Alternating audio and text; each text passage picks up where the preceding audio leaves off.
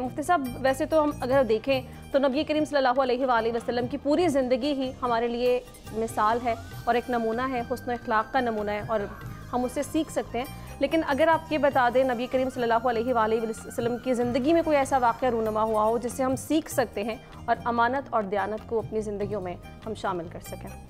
बिस्मिल्लाहि वस्सलातु वस्सलामु अला रसूलिल्लाह व अला आलिहि व अस्हाबिहि अजमाइन इला यौमिद्दीन। अमानत और दयानत पर गुफ्तगू चल रही है। अमानत में जिस तरह कोई चीज़ किसी के हवाले की जाती है और जब वो वापस मांगे तो उसको बेआईन ही वो चीज़ वापस कर दी जाए, इसको अमानत भी कहते हैं। और एक अमानत का मतलब ये भी है कि किसी को कोई इख्तियार मिल गया, वो अपने इख्तियार को सही इस्तेमाल करे, ये भी अमानत है। अच्छा।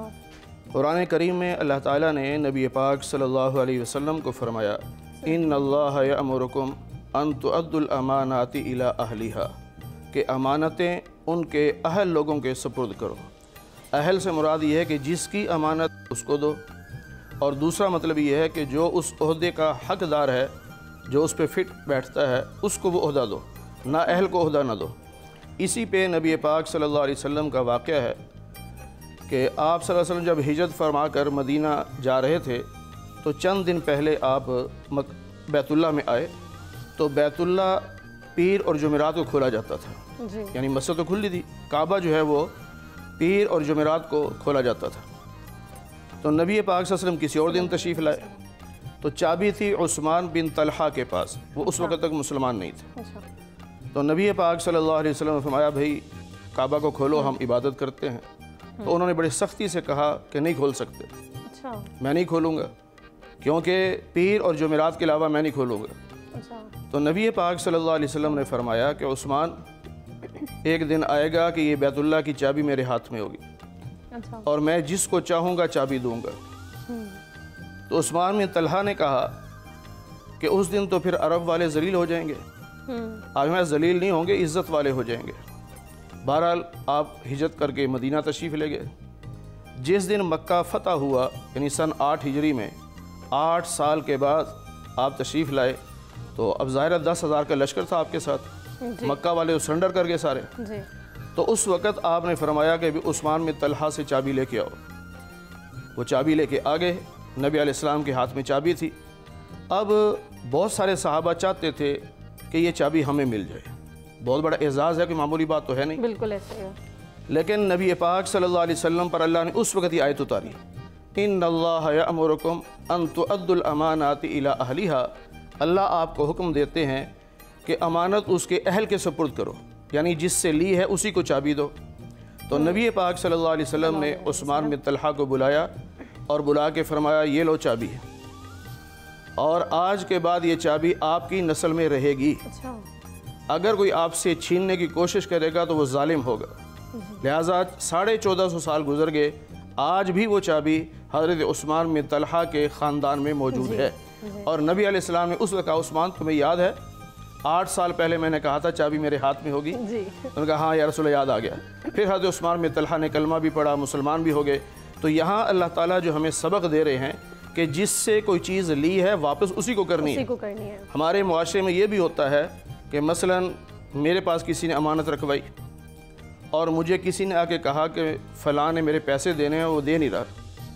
तो मैं कहता हूँ कोई बात नहीं, उसके पैसे मेरे पास हैं, मैं उठा के उसको देता हूँ। ये अमानत में ख़यानत है जी। बेशक उसके पैसे देने होंगे और उसने देने हैं, लेकिन मेरे पास तो अमानत है ना जी। मुझे हक नहीं है कि मैं उसके पैसों में से किसी और को पैसे दूँ। हाँ, अगर जिसने अमानत रखवाई है वो कहता है कि आप मेरे पैसों में से इसको पैसे दे दें, उसकी इजाज़त से, वगरना अमानत उसी के हवाले करनी है। वो फिर उसको पैसे दे या ना दे, वो उसकी ज़िम्मेदारी है। और कुरान करीम में अमानत के वस्फ़ पर बहुत आयत नाजिल हुई हैं। सूरह मोमिनून 18वां पारा, इसके आगाज़ में अल्लाह ने 10 आयत जो नाजिल फरमाई और उसमें मोमिनों की सिफ़ात बयान फरमाई, और फिर फरमाया कि ये वो लोग हैं जो जन्नतुल फिरदौस के वारिस हैं। उनमें एक ने अल्लाह ने सिर्फ ये बयान फरमाई, वल्लज़ीना हुम लिअमानातिहिम व अहदिहिम राऊन, कि ये वो लोग हैं जो अमानत में ख़यानत नहीं करते, अमानत का हक़ अदा करते हैं, और जो वादा कर लेते हैं उस वादे को भी पूरा करते हैं।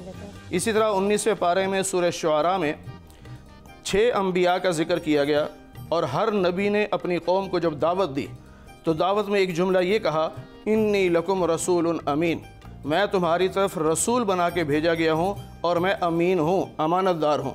सैयदना नूह अलैहिस्सलाम भी ये कह रहे हैं मैं अमानतदार हूँ।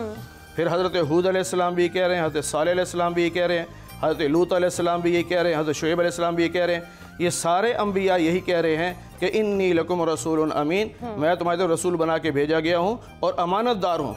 इससे पता चला कि ये सिफ़त कितनी अहम है कि अमानतदारी नबी खुद कह रहे हैं कि मैं अमानतदार हूँ। और यही अंबिया की ज़िंदगियों से हम सीख सकते हैं कि अमानतदार होना एक एजाज़ की बात है कि उस दौर में और मौजूदा दौर में कौन सी ऐसी चीज़ें हैं जहाँ पे हम लैग कर रहे हैं और वो कौन सी आदत हैं जो हमने अब नहीं अपना रखी, जो कि नबी करीम सल्लल्लाहु अलैहि वसल्लम के दौर में हमने अपनाई थी और हम तरक्की पर थे उस टाइम पर।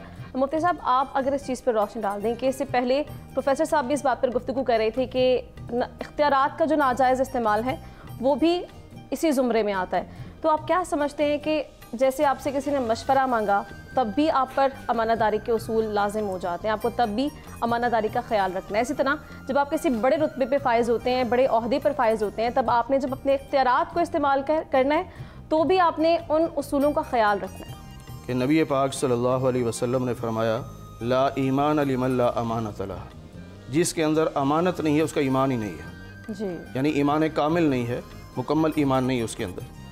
और मुनाफिकीन की जो निशानियाँ बयान फरमाई गई उसमें एक निशानी ये भी बयान फरमाई कि जब अमानत रखेंगे तो उसमें ख़यानत करेगा, ये मुनाफिक की निशानी है। रही ये बात कि जिससे मशवरा मांगा जाए उसे अमीन होना चाहिए, अमानतदार होना चाहिए, वो गलत मशवरा ना दे। इस पे मैं आपको इसी ज़माने का ज़्यादा पीछे नहीं, हिंदुस्तान में हमारे एक बुज़ुर्ग गुज़रे हैं, हकीमुल उम्मत मौलाना अशरफ अली थानवी रहमतुल्लाह अलैह जी। उनका जो घर था वो पिछले की तरफ था और आगे फ्रंट बहुत थोड़ा था। अब उन्हें दिक्कत होती थी कि मेहमान आते तो पीछे लेके जाना पड़ता, पर्दा कराना पड़ता। तो अपने मुरीदीन के सामने आपने इजहार किया कि अगर ये हमसाया जो फ्रंट पे है, अगर ये अपना मकान बेच दे तो मैं इसे ख़रीद लूँ, ताकि फ़्रंट पे बैठक आ जाएगी, आसानी रहेगी।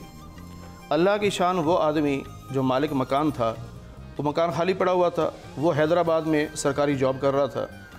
तो वो आया तो उसने आके कहा कि हज़रत मैंने आपसे मशवरा करना है। फरमाया बताओ। उन्होंने कहा जी मशवरा ये दे कि ये मैं मकान में बेच दूँ या ना बेचूँ, क्योंकि मेरी नौकरी वहाँ है हैदराबाद, मकान भी मिला हुआ है, फैमिली मेरी वहाँ है, ये खाली पड़ा हुआ है, तो आप मुझे मशवरा दें कि मैं इसे बेच दूँ या ना बेचूँ। ठीक। अब क्या चाहिए था, हमारे जैसा होता कहता ज़रूर बेचो क्योंकि मेरी ज़रूरत है ना। लेकिन हज़रत ने फरमाया कि तुमने मशवरा मांगा है तो मैं मशवरा दूंगा, इसे ना बेचो। अपना मकान मौजूद तो है, कल को अगर खुदा ना खासा नौकरी छूट जाती है तो बच्चों को लेके अपने घर में तो बैठ जाओगे आगे जी। वो बड़ा मुतमईन हुआ, चला गया। और मुरीदीन ने कहा कि हज़रत ये मकान आपको चाहिए भी था, आपकी ख्वाहिश भी थी और वो चल के भी आया है, तो आप उसे मशवरा दे देते कि बेच दे। तो उस पर हज़रत थानवी रहमतुल्लाह ने फरमाया नहीं, अल्लाह के नबी ने फरमाया अल-मुस्तशारु मुअतमनुन, जिससे मशवरा मांगा जाए ये मशवरा अमानत है, लिहाजा उसको सही सही मशवरा देना चाहिए, गलत मशवरा नहीं देना चाहिए। और इसी तरह हदीस पाक में है, नबी अलैहिस्सलाम ने फरमाया इज़ा वुस्सिदल अम्रु इला गैरि अहली फंतज़िरि अस्साअ, कि जब मामलात नाअहलों के सुपुर्द हो जाएं तो फिर क़यामत का इंतज़ार करो। यानी ये क़यामत की निशानी है कि लोग ऐसे कुर्सियों पर बैठेंगे, ओहदे ऐसे मिलेंगे जो नाअहल होंगे।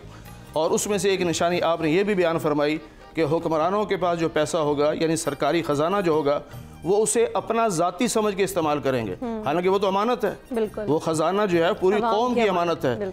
आप उस पर इतना इख्तियार नहीं रखते कि आप अपनी मर्ज़ी से खर्च करते रहें। अगर हमारे अंदर अमानतदारी आ जाए तो हम दुनिया में तरक्की याफ्ता ममालिक में शुमार हो सकते हैं।